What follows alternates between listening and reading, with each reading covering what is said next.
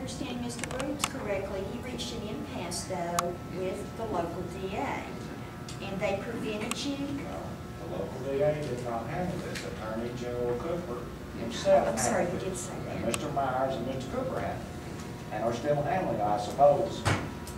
You know, it's had a birthday already. Well, it seems to me that perhaps what you need to do then is to amend your petition for removal to include the steps that Mr. Beeler just outlined. I think the actual language. The governor, when Mr. Beeler made his statement up there, the governor got a letter the next morning, but we've still yet to hear from the governor. Well, the governor, the governor doesn't have to do it. 10 citizens have their attorneys, and they make applications. I think the actual term they use in the Tennessee Code annotated is make application to the court. That's the word, is make application to the court. It doesn't say you got to get the governor or the attorney general. It's that the group of 10 citizens can do that. Now they're going to have the legal counsel. That was what I was looking for, so it's possible to bypass, so to speak. Well, you don't need to go. I mean, 10 citizens can do this without the attorney general being involved. I mean, on the mayor's suit or on this suit or any other suit. And then 5 days later, it's not 5 business days, it says 5 days later, they make application to the court for suspension. And it's nothing to do with August 29th. That's irrelevant in this case. That's just the recall issue. Yeah, that's It's the recall. recalls that 1 year. Yeah. But that's all very clear under, in the Tennessee Code. But, I mean, perhaps it's time now to talk tactics on the whole Lockett matter. Clearly, persuasion of any type and requests to resign are useless. He can make a lot more of them, and nothing will happen. Clearly, recall, which I believe would pass overwhelmingly, would take a very long time. So the only things left are ouster petitions, either directed to the governor, state attorney general, the commission acting as a body, or 10 persons. So what I would think that the appropriate mechanism here, in terms of being as quick as we can, is that try to get an answer out of the state attorney general soon. Try to get an answer out of the Board of Professional Responsibility soon. But if something doesn't happen by, say, I don't know, an arbitrary deadline, 3 weeks, the end of the month, the next commission meeting, then the next step has to kind of kick in. Either the commission acting as a body or 10 private persons or some combination thereof probably should file that ouster petition at that time. Is that a timeline that makes sense? You think that makes sense? To me, it is circumstances, yes. Okay. I would think we have the political support by the commission to do it. I would think. I may be wrong, but it's 16 to 1, 18 to 1 votes. See, if the commission, I think, you can correct me here, my understanding is if you're talking about the commission doing something, the commission would be doing it as citizens and not as the commission. Because there is no authority for a local government to be acting that way. Yeah, it's a question that hasn't been answered, but I have to think to be safe that it would be these 10 commissioners or committees or whatever. Also, that's right. And it would also buttress any standing objection.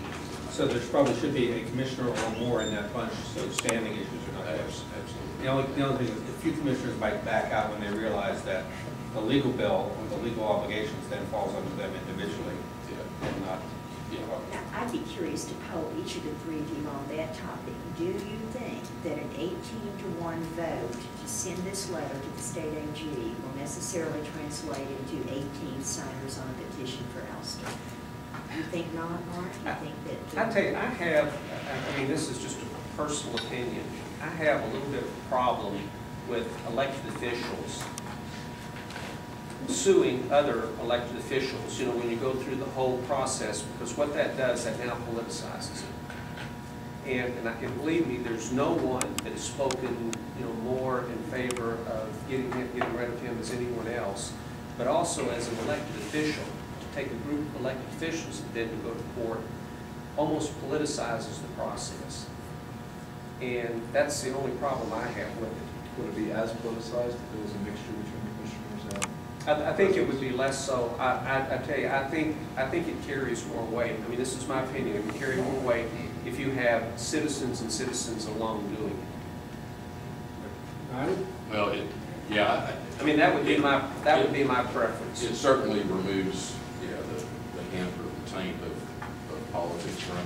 Yeah, and the only thing that it helps from a legal standpoint possibly is any objection to whether these 10 people or 20 people have standing to bring the suit. You know, as a commissioner, you get to say, which I'm charged with the responsibility of policy and laws in Knox County, but that's really not the test of standing anyway. I think 10 citizens, I don't think standing would be an issue anyway, because the statute is very clear. It doesn't even require the court review their standing. See, the only thing, and you know, you've dealt with the courts a lot more than I have, but if I saw 10 elected political people filing suit to suspend someone immediately, the thing that would cross my mind is this purely political.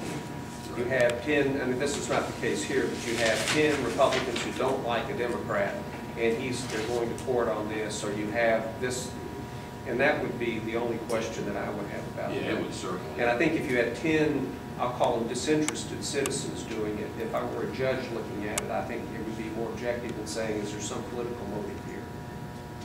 If you had just had commissioners filing it, it would certainly be, it would almost demand the court be a little more circumspect about their motives. Do you three gentlemen on the commission have an expectation that this issue will come back to commission for a vote for Ouster? Well, we already voted on it. You voted to have it investigated. We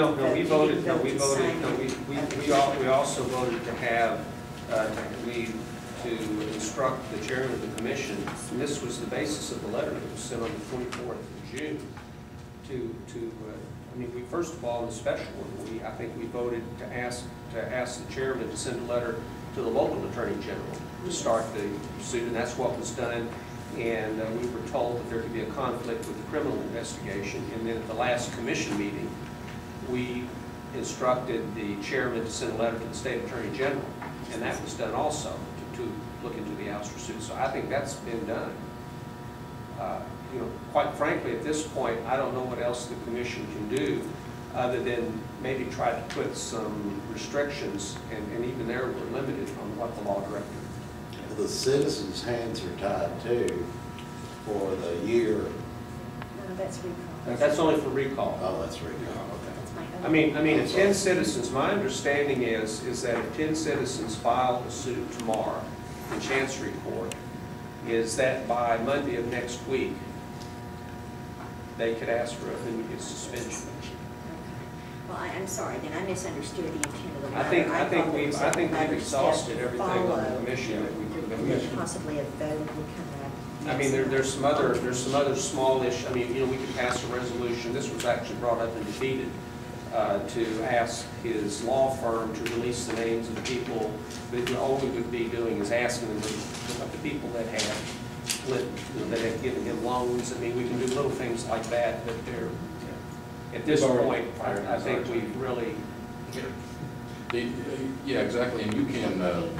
I think a follow-up letter or resolution from the commission to the AG might spur activity. We could probably without, since the resolution is already passed, we could probably ask we could do that at the next commission meeting, because it'll be about 3 weeks from now, 3 or 4 weeks from now. We could ask the chairman to send another letter for follow-up to the AG. I'm not certain that any letters to the Board of Professional Responsibility will get any response until they actually act, and then it would be released to the public simultaneously. But even if the public isn't given these names, the commissioners need to know, in case there's a conflict there, he hasn't disclosed, and if it's other developers that he's advising on, it's a conflict. Well, we've put as many barriers there. I mean, we've told him not to represent the commission. We've told him, Elaine is on the ethics committee with me. We've told him, you know, he's not to represent the ethics committee. I don't see how he can represent the Metropolitan Planning Commission any longer. And